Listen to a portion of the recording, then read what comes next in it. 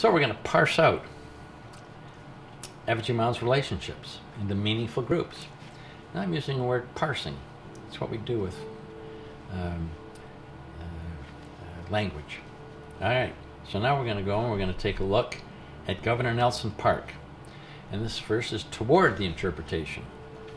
So, once the effigy mounds builders started building effigy mounds, they often went back to sites of known clan burials and added effigies to enhance the liturgical communication. And this is a good example of what happened in this process. Here, consider, now we're going to look at this.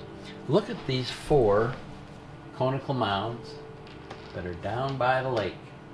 And if there was nothing else, you would see that they represent a line that in a compass would point to a spot, say midwinter, because this would be a spot down here.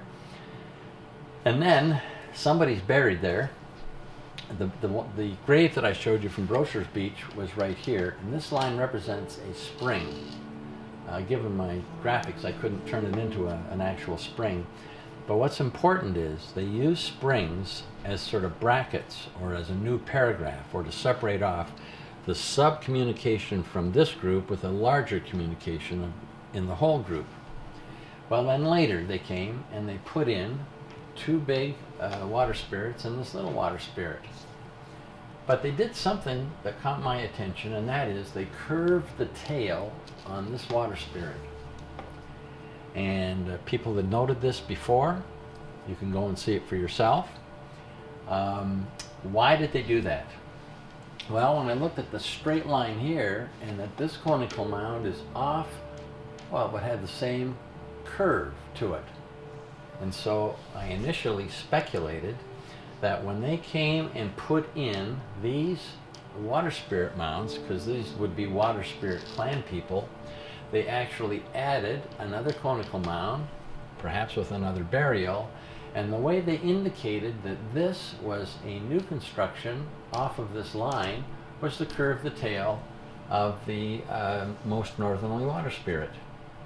And then I shared that with Bob Birmingham, and he said, oh, we've known for a long time that those effigies came in after the conicals. Well, see, I saw it in the pattern of the construction without knowing anything about carbon dating or the other ancillary information, because they didn't do anything that wasn't intended. It all had meaning. And so eventually a research project would be to, find out, to get some artifact from in here and carbon date it with the water spirits. And my prediction is that the water spirit and that conical mound will date about the same time. So I'm offering this as just one example where there is some evidence that conical mounds were built earlier than the effigy mounds, but when the effigy mounds culture came, they came and wrapped themselves around the conical mounds, and that the conical mounds could have been hundreds of years later. I mean, 100 years earlier than the effigies. But so here's how I think this particular thing happened. Now they've developed the mounds builders themselves now have some pretty fixed patterns, and they want to go to older sites for each of the clans. And therefore, when they know of these conicals, and so they go, and here's how simple in a way it is. Actually, we're going to add one more thing here, introduce a new feature.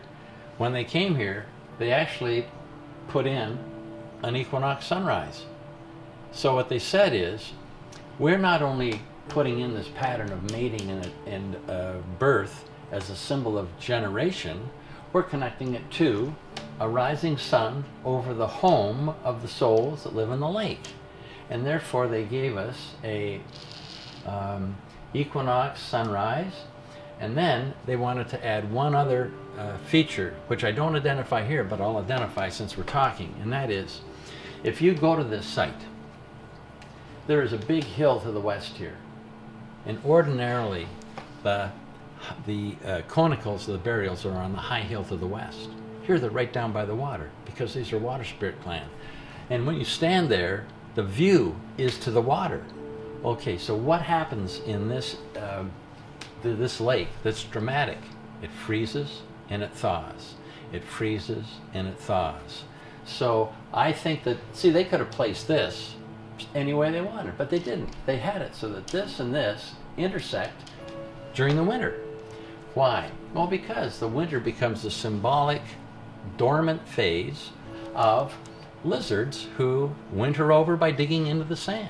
And so just like they dig into the sand and winter over and come out in the spring, the bodies of the people buried there winter over in their conical graves until they're escorted safely in both sides into the water. Later I'm going to that's exactly the theme I'm going to develop. So yeah, and then I paste this off. It's about 600 paces. So if you were to take a midpoint, these are almost equidistant. Someone could do something better than my pacing because it's a fairly rough thing, but by and large these are equidistant from the middle. There's another thing that you can see there too, and that is everything's going down into the water. So, and that's another part that I will show later on. But for now, somebody had to sit down in their teepee or their hut and say, let's map this out. And they had to have come to an agreement that this is the way they wanted to place it. And they, since they wanted to add this feature, then this other feature becomes arbitrary, or does it have meaning? And I decided the meaning I would give it is it wants to focus on the winter aspect of the cycle. And I'm going to show that shortly. Here's what I think they were saying at the first level at Governor Nelson. The soul of the deceased buried in the graves has moved from the grave accompanied by water spirit guardians who provide protection on both sides as they journey into the water domain of the lake, which is the place of the afterlife of the water spirit clan. Simple, straightforward. No, at this level, I'm not putting in the birth and all of that stuff. I do that later on when we come to the English equivalents of the effigy patterns of Governor Nelson. So what I'm trying to do for an audience is show how there is an actual simple, direct statement. These are like our graveyards, and if you went to a graveyard and you saw the symbol of a cross, you might be able to say, Mom or Dad are in heaven because Christ died for our sins, and they were both good people, and they have now, you know, and the cross says it all. The symbol of the cross talks about their redemption. Here, it's the symbol of the young water spirit being born to its parents as a sign of the generation, and that they're moving into the place of the heaven, which is the water, which I will talk more about later. Okay, we're now going to go to the Snimegale group, which is about 9 miles south of, it's part of the Effigy Mounds Monument, but it's 9 miles south on the Mississippi from the main group. And this is what Malum, his name didn't come out very well, it's spelled here, Malum, left us. So Malum was a kind of a mystical anthropologist in Iowa, and he and his students cleared off all these mounds from brush, and then he had this aerial photograph taken. And what we wound up, oh, at the same time, in the north part we have this diagram. Oh, I'm going to go back one here. No, we'll go, that's fine. We've seen this before, calling those green ones snakes. So we have water, land, and air. And then we're going to come back and take a look at this just to point out, this is poor quality, but 3 bears, 2 birds, some snakes. And we're going to try to understand mounds grouping, because what I want to do is give these principles before I interpret the Snimegale. So in page 54, Radin quotes an authority that says, a study of the various groups shows there was no uniform plan to their construction. There is a rather promiscuous mingling of types and arrangements of mounds, which suggest that a group is the result of many years of continuous building, during which mounds were added as desired and simply grouped to suit the immediate topography. And so my question is, can we do better today? They could not see patterns. Well, obviously many people now see patterns. So, what were the principles that underpinned mounds groupings? So first of all, they were constructed Conical and linear, thousands of years ago, effigy over a 500 to 550 year period. So there shouldn't be any surprise that there were ideas and different concepts by various builders with various styles. We'll concede that. But to respond to the statement, no uniform plan to their construction, I'm going to offer three principles. The first is to consider factors like where a person died, at home or in battle, near a rock or a river. That could govern the placement of the mound. Second, as an evolutionary development, mounds were placed to conform to the contour of the terrain, and that is, ridges and tops of hills made mounds more visible, and it made it easy for them to have processions. And then the third, mounds were placed according to a cognitive plan meant to intentionally transform and integrate levels of meaning. Mounds placement was imposed on the terrain to fit some overall conceptual model that now included symbolism. I'm going to break this out now more clearly. The principles. The principle of proximity, one just next to another. The principle of conforming to the contours of the terrain, and then the principle of intentional transformation. Principle of proximity. It is almost random. Just one mound placed next to one. But that group in the circle, these are the old conical mounds that are just placed one next to the other down by the river, and there doesn't seem to be any plan except there's one here and one there, and they're of different sizes. It has meaning, but we don't know what it is. So, you know, what more can we make of that? Then there's the principle of conforming to the contours of the terrain.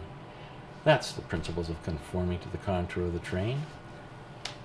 These mounds are all on the ridge, running right along. They're on the highest point. They can be seen from both sides.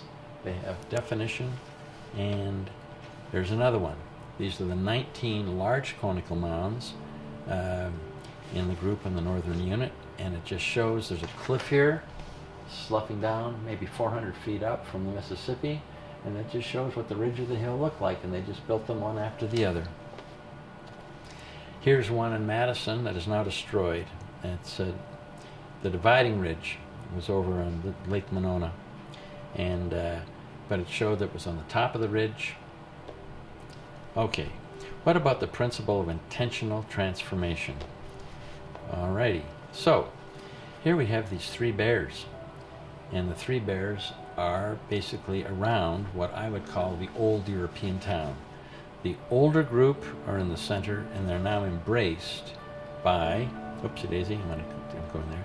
They're now embraced by these three bears.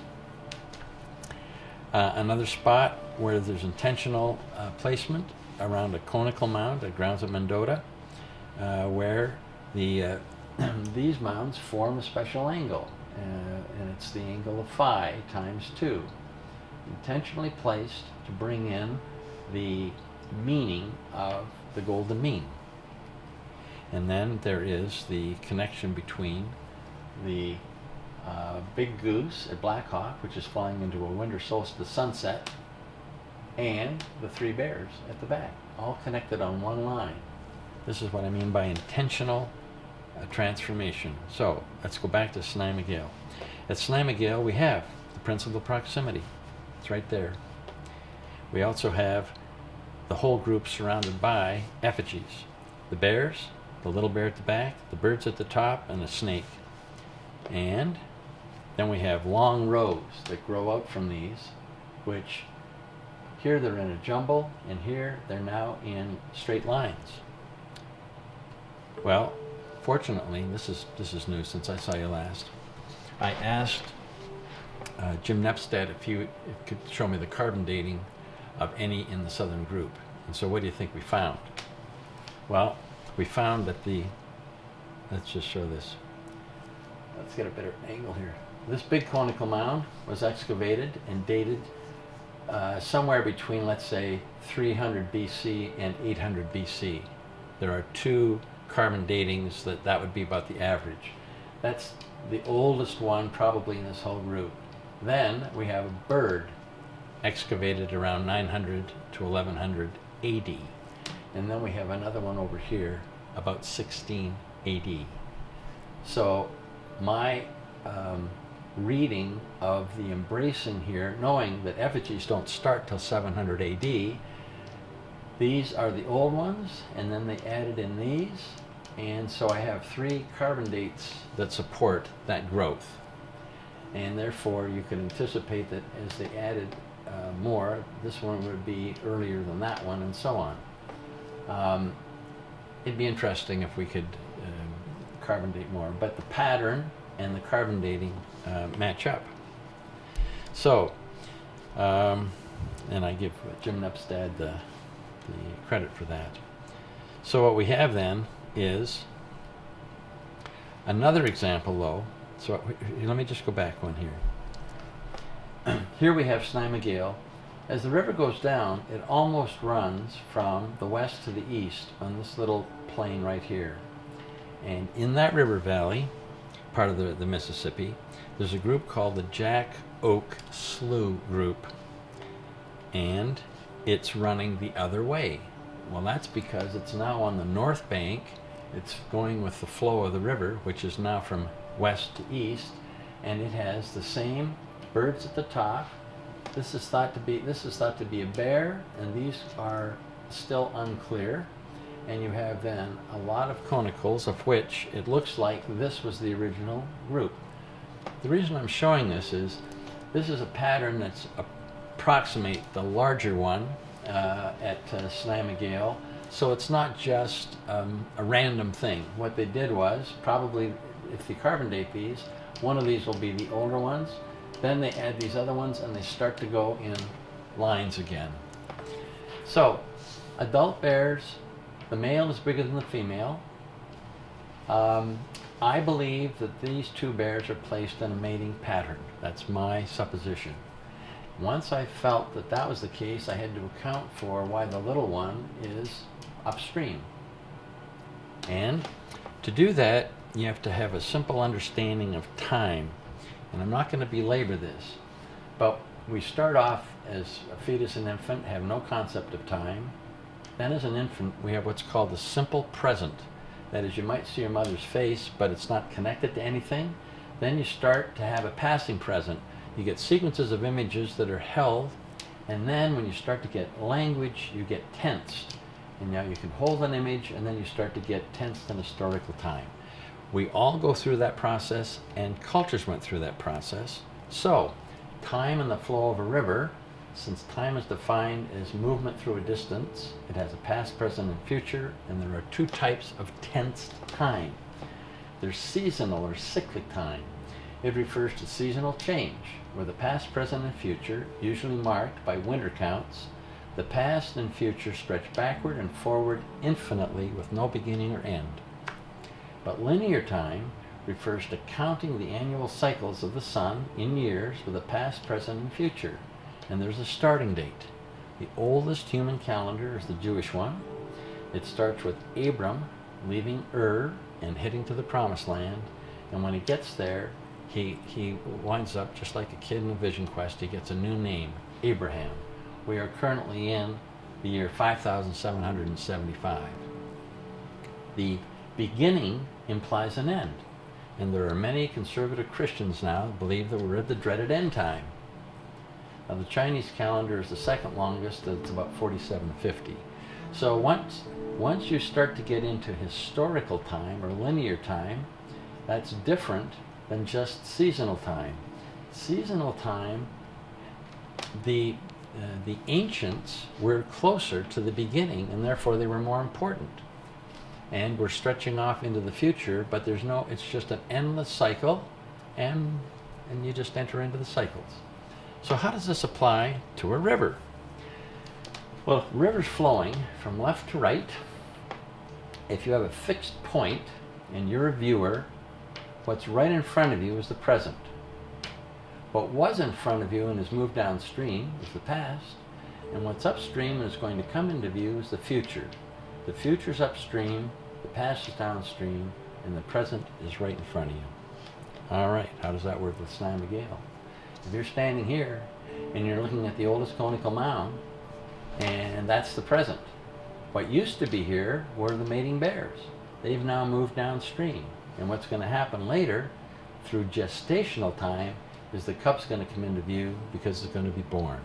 So they connected with the flow of the river, the mating of these bears, and the product of the mating, which is a bear cub, around the old cluster of conical mounds. And so they put one example of mating and birth as a symbol of the regeneration of the souls. These are from maybe 3,000 years or 2,000 years before the building of the mounds, and now their culture's coming in and wanting to add their own statement there. And then of course they bracket it with two birds. These birds could be in a mating position, we just don't have any evidence of it. There's not enough definition. So I think they use the flow of the river to indicate that, to make the connection between the bear cub. And when I came to that understanding, I had a certain satisfaction. I thought, hey, this isn't bad. It takes a sort of a level of mystery, and it fits into the idea that